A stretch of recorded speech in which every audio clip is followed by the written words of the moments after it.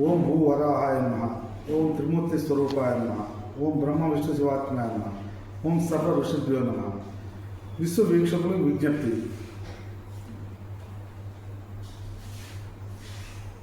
5వ తేదీ నవంబర్ 5వ తేదీ పౌర్ణమి సందర్భంగా అఖండ మహాసంకల్ప ఫౌండేషన్ చిన్న విజ్ఞప్తి.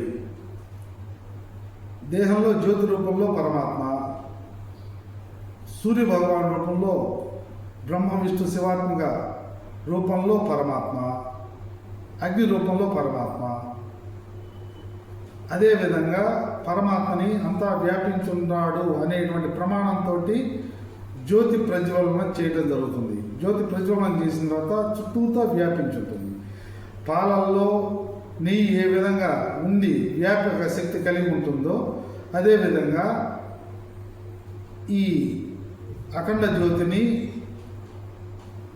మానవ దేహంలో గృహంలో జ్యోతి రూపంలో వెలిగించుకునేటటువంటి క్రమంలో పౌర్ణమి రోజున శివలింగానికి అభిషేకం చేసుకునేటప్పుడు, అభిషేకం జరిపేటప్పుడు ఎవరైనా శివపురాణ ప్రమాణ ప్రకారంగా ఆయన బ్రహ్మాండ వ్యాప్త దేహ అనేటువంటి మంత్రంతో పరమాత్మని అభిషేకం కనుక చేసుకోగలిగితే అమిత ప్రీతి చెందుతాడు స్వామి.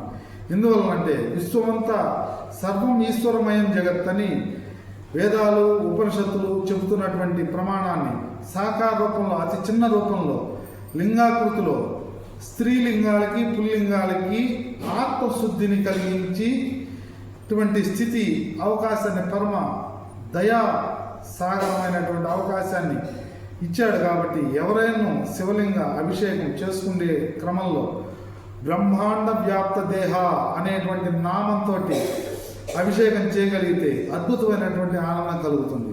రెండవది విష్ణు సహస్రనామంతో విశ్వమంతా వ్యాపించిన బ్రహ్మాండ నాయక అని అర్చించుకోగలిగితే అభిషేకం అర్చన ద్వారా ఆత్మశుద్ధి జ్ఞానంతో నిత్య సంతృప్తి కలుగుతుంది. ఓం తత్సత్. శుభం భూయాత్.